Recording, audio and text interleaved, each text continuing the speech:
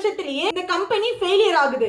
So இந்த கம்பெனியை வந்து இழுத்து மூடிட்டாங்க. இப்போ இவங்க ஃபேமிலி ஃபுல்லாவே வறுமைக்கு வந்துட்டாங்க. இப்போதான் வில்லியம் கோல்கேட் வந்து அங்க இருக்க ஒரு சோப்பு பாய்லர் ஃபேக்டரியில போய் ஜாயின் பண்றாரு.